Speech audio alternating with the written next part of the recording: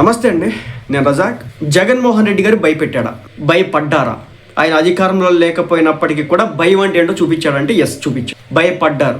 PPP మోడల్లో, public private partnership మోడల్లో ప్రభుత్వ కళాశాలలన్నింటినీ కూడా, ఏది మెడికల్ కళాశాలలన్నింటినీ కూడా ఇప్పుడు పీపీపీ మోడల్లో డెవలప్ చేయాలని చెప్పేసి ఇప్పుడు ఉన్నటువంటి ప్రభుత్వం, కూటమి ప్రభుత్వం నిర్ణయం తీసుకుంటే దానికోసం జగన్మోహన్ రెడ్డి గారు 1 కోటి సంతకాలు చేపించి గవర్నర్ గారి దగ్గర ఆ సంతకాలన్నీ కూడా పెట్టి ఆ తర్వాత రోడ్ల మీదకి ఎక్కి నానా రచ్చా రగడా చేస్తే ఆయన డైరెక్ట్గా వార్నింగ్ ఇచ్చినాడు. రేపొద్దున నా గవర్నమెంట్ మళ్ళీ ఫామ్ అయితే ఆంధ్ర రాష్ట్రంలో వైసీపీ అనే ఒక పార్టీ ప్రభుత్వం వస్తే కనుక తప్పనిసరిగా ఏవైతే ప్రైవేటు పరమైనటువంటి ఈ ప్రైవేట్ కళాశాలలు ఉన్నాయో వీటన్నిటిని కూడా గవర్నమెంట్లో కలుపుకోవడంతో పాటు ఎవడైతే దీనికి బిడ్లేసి తీసుకుంటాడో వాళ్ళ మీద తప్పనిసరిగా నేను కేసులు పెడతా, మిమ్మల్ని అందరినీ కూడా బొక్కలో వేస్తా, జైలు జీవితం గడిపించే బాధ్యత నాది అని చెప్పేసి జగన్మోహన్ రెడ్డి గారు నొక్కి ఒక్కడించి చెప్పడంతో ఇప్పుడు ఈ రోజున ఆంధ్ర రాష్ట్రంలో ఏదైతే ఈ ప్రైవేటు మెడికల్ కాలేజీలకు సంబంధించి బిడ్లు పడినటువంటి పరిస్థితి,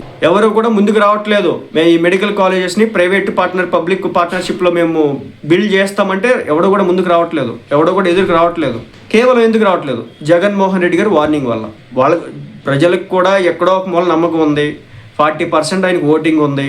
ఈ రోజు కాబట్టి, ఈ 5 ఏళ్ళు కాబట్టి, 10 ఏళ్ళు కాబట్టి, 15 ఏళ్ళ తర్వాతైనా వచ్చే ఛాన్స్ ఉంది, లేదు 20 ఏళ్ళకైనా వస్తాడు, వచ్చిన రోజున లాక్కుంటాడు అనే ఒక నమ్మకాన్ని అయితే ఆయన మొన్న ఇవ్వగలిగినాడు. రెండోది, ఆయన ఎక్కడికి వెళ్తున్నా జనం వెంటబడుతున్నారు. జగన్మోహన్ రెడ్డి గారు ప్రజల్లోకి వెళ్తూ ఉంటే జనం వెంటబడతా ఉన్నారు. సో ఇది కూడా భయభ్రాంతులకు గురి చేసింది. ఎవరైతే పీపీపీ మోడల్లో ప్రైవేటు వ్యక్తులు ఎంటర్ అవడానికి కేవలం కొన్ని హాస్పిటల్స్, ప్రైవేట్ మెడికల్ కాలేజ్ ఇవ్వగా కేవలం కిమ్స్ అనే ఒక సంస్థ బయటకు వచ్చి మేము ఒకదాన్ని టేక్ ఓవర్ చేస్తామని చెప్పింది అనమాట. అదొక్కటే, మిగిలిన ఎవ్వరు కూడా బయటకు రాలేదు. మరి ఇది భయపెట్టినట్టే. భయపడ్డారంటే భయపడ్డారు. జగన్మోహన్ రెడ్డి గారు ఆ మాటలు మాట్లాడకపోతే, జగన్మోహన్ రెడ్డి గారు ఈ పీపీపీ మోడల్కు మేము కూడా ఓకే అని చెప్పేసి ఎత్తితే కనుక ఈ పాటికి బిడ్లు ఎప్పుడో ఫిల్ అయిపోయాయి. అవి ఈ పాటికి అలర్ట్ అయిపోయి కూడా ఎవరైతే ప్రైవేట్ కంపెనీలు ఉన్నాయో వాళ్ళందరికీ కూడా. నేను మొన్న ఒక విషయం కూడా చెప్పిన, మీరు చూడండి, ప్రభుత్వ హాస్పిటల్స్కి ప్రైవేట్ హాస్పిటల్స్కి డిఫరెన్స్ అయితే స్పష్టంగా కనిపిస్తూ ఉంటుంది. ప్రైవేట్ హాస్పిటల్లో ఒక టైమింగ్ అనేది ఉంటుంది, ఒక స్ట్రక్చర్ ఉంటుంది, ఒక నీట్నెస్ ఉంటుంది, ఒక క్లీన్లీనెస్ ఉంటుంది, అన్నీ కూడా ఉంటాయి. కానీ మీరు గవర్నమెంట్ హాస్పిటల్కి వెళ్ళండి, నేను అక్కడ యూపీలో ఎక్కడ చూశాను, గవర్నమెంట్ హాస్పిటల్లో నూడిల్స్ని ఎలుకలు వచ్చి తింటున్నాయి. మీకు తెలుసో లేదో, ఆంధ్రాలోనే విజయవాడలో ఒకనొక టైంలో గవర్నమెంట్ హాస్పిటల్లో పుట్టినటువంటి చిన్న పిల్లల్ని ఎలుకలు తిన్నటువంటి ఘటన ఉందన్నమాట. అలాంటి చరిత్రలు ఉన్నాయన్నమాట ప్రైవేట్ హాస్పిటల్స్ని. ఏదన్నా మారిద్ది అనుకున్నా నేను. ఈ ప్రైవేట్ పబ్లిక్ పార్ట్నర్షిప్లో వచ్చిన తర్వాత ఈ దరిద్రాలన్నీ కూడా పోయి మ్యూచువల్గా వెళ్తారేమో, అప్పుడు తప్పనిసరిగా ఒకటి వస్తుంది అనుకుంటే ఇక్కడ ఇంకొకటి అయిందనమాట. ఈ ప్రైవేట్ వాళ్ళ అండర్కి వెళ్తే కనుక తప్పనిసరిగా చాలా నష్టపోవడానికి అవకాశాలు అయితే ఉంటాయి అన్నమాట. విపరీతంగా వాళ్ళు ఇష్టం వచ్చినంత రేట్లు పెంచుతూ ఉంటారు. మెడికల్ పరంగా కావచ్చు, విద్యా పరంగా కావచ్చు, ప్రైవేట్ వాళ్ళు వీళ్ళంతవరకు ఎంట్రీ ఇవ్వకపోవడమే కరెక్ట్. కానీ ఏంటంటే గవర్నమెంట్ వాళ్ళు ఆ స్థాయిలో పనిచేస్తారని చేయట్లేదు. ఎప్పుడైతే గవర్నమెంట్ హాస్పిటల్స్ ప్రైవేట్ హాస్పిటల్ సైతం డామినేట్ చేస్తాయో ఆ రోజున గవర్నమెంట్ హాస్పిటల్స్కి రెస్పెక్ట్ పెరిగిద్ది. ఆ విధంగా డాక్టర్స్ పనిచేస్తున్నారా? ఆ విధంగా హెల్త్ డిపార్ట్మెంట్ పనిచేస్తుందా అంటే మనకి ఎక్కడ కూడా కనిపించదు. ఎందుకంటే గవర్నమెంట్ హాస్పిటల్కి వచ్చేది పేదలు, నిరుపేదలు. కొంచెం డబ్బున్న వాళ్ళు ప్రైవేట్ హాస్పిటల్కి వెళ్ళిపోతారు. కానీ ఈ నిరుపేదలు వస్తారు కాబట్టి వాళ్ళని పెద్ద పట్టించుకోరు. వీళ్ళు డాక్టర్లు పట్టించుకోరు. చాలా చోట్ల బయటకు కనిపించవు, అంతే కనిపించవు.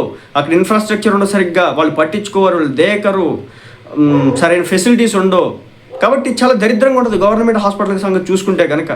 అందుకే చంద్రబాబు నాయుడు గారు ఇది ప్రైవేట్ పార్ట్నర్షిప్లో తీసుకొస్తే కనుక కొంచెం మార్పు వచ్చింది అనుకున్నారు. కానీ ఈ ప్రైవేట్ పరంగా వాళ్ళు వ్యక్తులు ఎంట్రీ ఇస్తే కనుక దీన్ని దోచేసుకుంటారు అనేది ఒకటైతే ఫామ్ అయింది. సో మొత్తానికి ఇది అది అటు కాకుండా ఇటు కాకుండా పోయిందనమాట.